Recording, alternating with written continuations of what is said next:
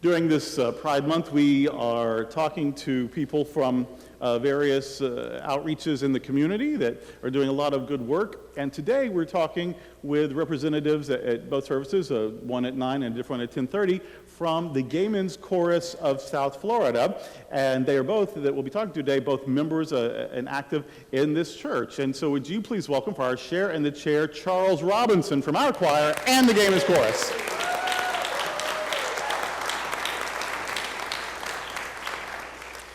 All right, here we go. The Gay Men's Chorus of South Florida works very hard. I actually sang in the Gay Men's Chorus in 2010 for about 4 weeks. They worked too hard for me. I think there was one special performance, and I did that, and then because you were here 17 hours one day, and then some special weekends, and then retreats, and then you go to this gala thing. So it's a lot of work, and it's volunteer, and people even pay some dues, I think. I mean, there's a big commitment. Why do you volunteer to sing in the Gay Men's Chorus? It takes so much, requires so much of you. Well, other than the fact that it keeps me out of trouble.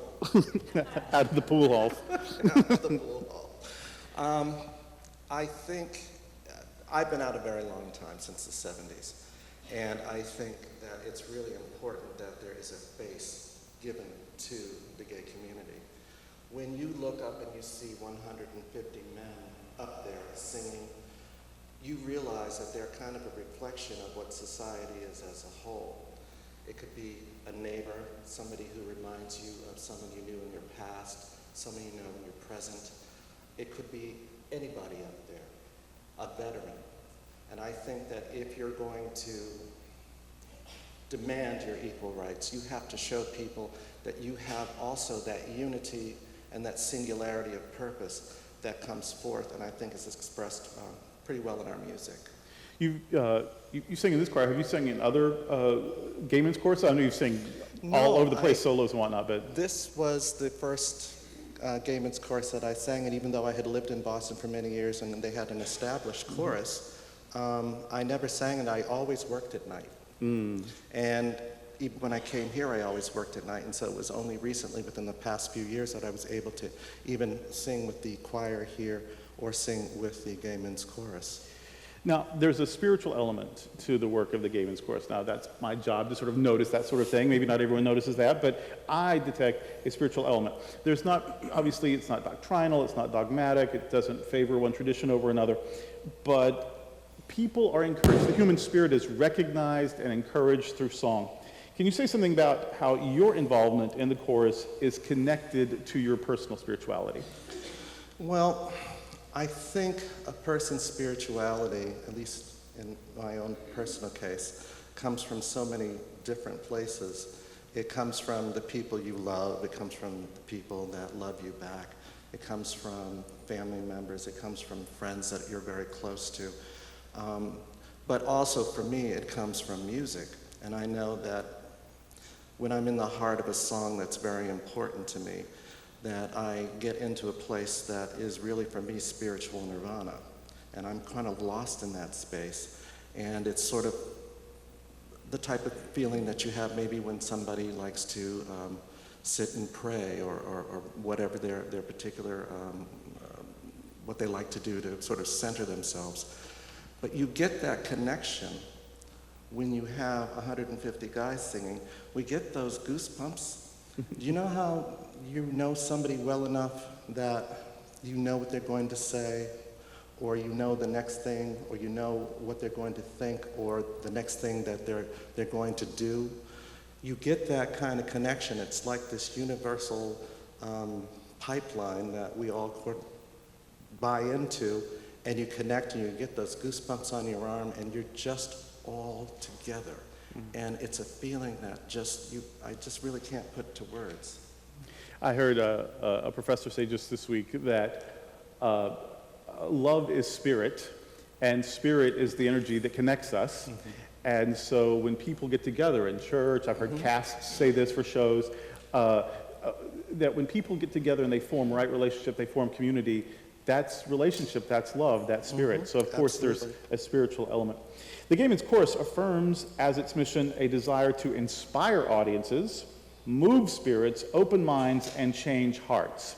and you do this through music words and the expression of joy. Do you see that actually occurring in your performances? When you're looking out, do you see your objective happening? You do. You really do. Yeah, thank you. We're still chatting. Okay. Oh, Mr. Music. But yes, you do. You can look out and you can connect with the eyes of people and you can see what they're thinking. And sometimes they're hanging on your every word, but there'll be one or two people in a row or somewhere back there that you can see that you'll see tears. Mm-hmm. You know, it's a very emotional connection for them. Music really does move people. It's a universal language. I think if we were even up here singing in a foreign language, people would understand exactly where we're coming from and have the same connection. So the Gay Men's Chorus of South Florida and the Sunshine Cathedral have been supportive of each other since the birth of the chorus in 2010. And some chorus members like you attend Sunshine Cathedral, and you're part of our music program, Making It Better. We thank you for that. What does the relationship between the two organizations mean to you? Well, it's kind of symbiotic, really. I know that after rehearsal is over, I'm like working with people to make sure everything's put back in place because we're coming here Sunday and we're going to worship and it's got to be just right. Mm-hmm. But I think we really kind of have the same goals, we just do it in a different way. We sing to make people realize that they are who they are. They should be proud of who they are. And they are, like you say, God's miracle, not God's mistake.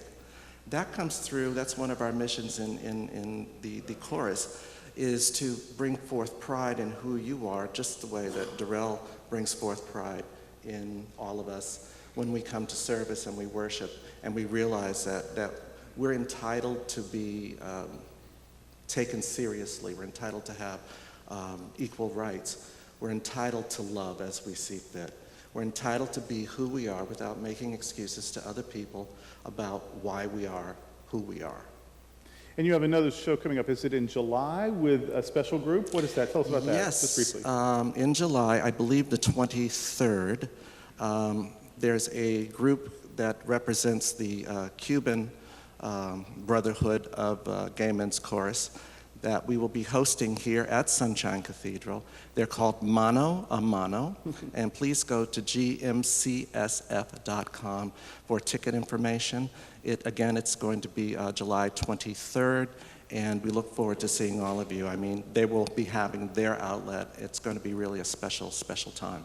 Well, we very much appreciate the Gay Men's Chorus, and we appreciate you. Thank you, Charles. Would you please thank Charles for sharing his chorus with us? Thank you.